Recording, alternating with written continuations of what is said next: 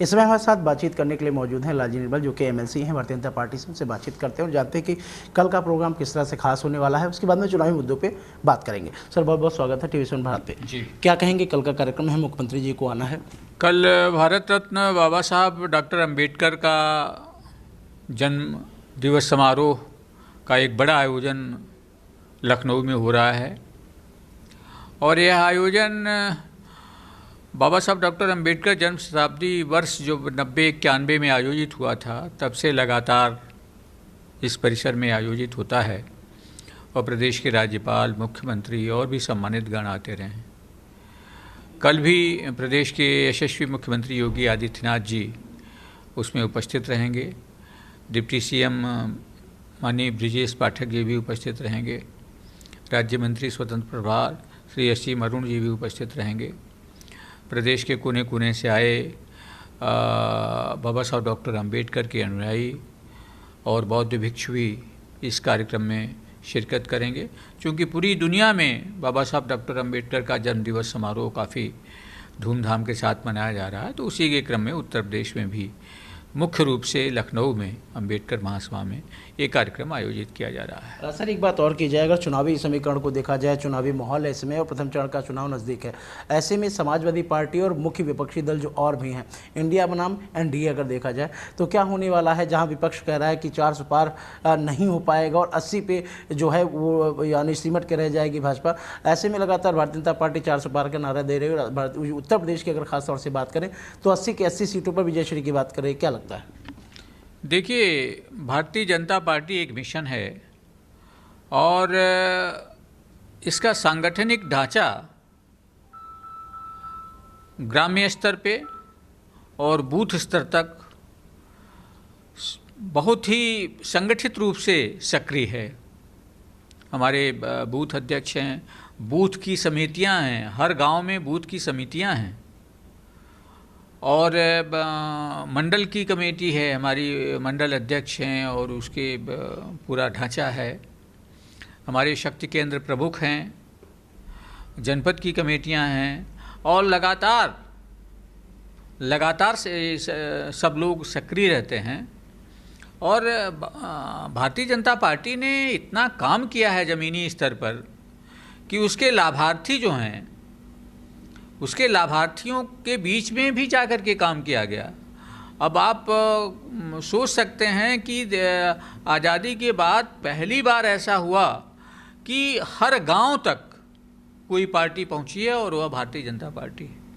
ऐसे में 400 पार का जो आंकड़ा है पूरे देश में और उत्तर प्रदेश में 80 सीटों को लेकर के जिस तरह से पशुपेश की स्थिति मची हुई है और लगातार एक अंतर्घात की स्थिति भी है कि कुछ लोग ऐसे थे जिनको इस बार टिकट नहीं दिया गया, वो लोग तैयारी किए थे लेकिन उनका टिकट ना होना कहीं ना कहीं इसका एक बड़ा सामना करना पड़ सकता है भारतीय जनता पार्टी को अंतर्घात से। देखिए, भारतीय जनता पार्टी आश्वस्त है, हमारे कार्यकर्ता पूरी तरह आश्वस्त हैं। हम 80 का आंकड़ा पार करेंगे। और जहाँ तक प्रतिपक्ष का सवाल है, प्रतिपक्ष पूरी तरह असंगठित है, वो संगठित होने का अभिनय कर रहे हैं। कांग्रेस का जनाधार खत्म हो गया है, बहुजन समाज पार्टी का जनाधार खत्म हो गया है और समाजवादी पार्टी का जो पीडीए है वो खुद अपंग है, क्योंकि उसमें जो उन्होंने दलित को रखा है, दलित तो उत्तर प्रदेश में समाजवादी पार्टी का घनघोर विरोधी हो गया है।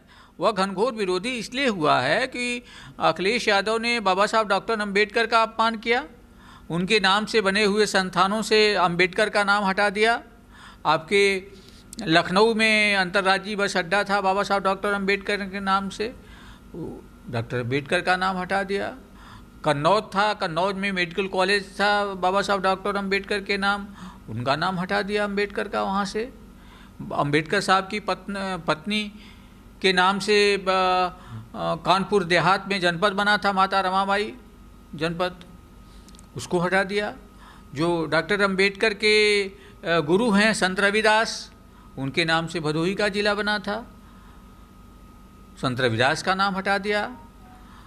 लाखों दलितों को रिवर्ट कर दिया उन्होंने, आरक्षण का बिल पार्लियामेंट में फाड़ दिया। तो दलित तो उन्हें पूरी तरह से दलित विरोधी घोषित कर दिया है समाजवादी पार्टी को। तो दलित पूरी तरह से नाराज है अखिलेश यादव से, इसीलिए तो हाशिए पे आ रहे हैं। पिछड़े वर्ग के लोग भी, पिछड़े वर्गों के लिए भी अपने शासनकाल में समाजवादी पार्टी ने एक भी ऐसा कार्य नहीं किया जिसको इंगित किया जा सके। अखिलेश यादव का चुनाव लड़ना, शिवपाल यादव का चुनाव लड़ना, प्रियंका वाड्रा का बैक हो जाना, किस तरह से देखते? सोनिया गांधी का अपनी जो गृह जनपद सीट कही जाती थी रायबरेली, वहाँ से लड़ना, इन सब समीकरणों को देखने के बाद में क्या कहेंगे? आप भारतीय जनता पार्टी के पुराने लीडर हैं और आप सब चीज़ों को यानी पास से जानते हैं। देखिए, कांग्रेस तो पूरी तरह भयभीत है और वो रायबरेली और अमेठी से भाग रहे हैं। उनको पता है कि वो बुरी तरह हारेंगे और कहीं कोई आश्चर्य नहीं कि किसी की जमानत भी जब्त हो जाए। और जहाँ तक समाजवादी पार्टी का, मैं कह चुका हूँ, समाजवादी पार्टी का कोई राजनीतिक सोच ऐसी नहीं है कि लोगों के बीच में, मतदाताओं के बीच में कोई आकर्षण पैदा कर सकें। वो केवल पीडीए का उद्घोष कर रहे हैं और उनका भी जनाधार खिसक चुका है, केवल सांप्रदायिक राजनीति करते हैं और इस चुनाव में बुरी तरह शिकस्त होगी उनकी। ये थी लालजी निर्मल, जिनका कहना साफ है कि अखिलेश यादव जो हैं वो दलित विरोधी है, उनकी मानसिकता के कारण ही दलित जो है उनसे हट रहा है और ऐसे में पीडीए फार्मूला कहीं ना कहीं फेल होता नजर आएगा। कैमरामैन रोहित के साथ शशांक श्रीवास्तव, TV7 भारत, लखनऊ।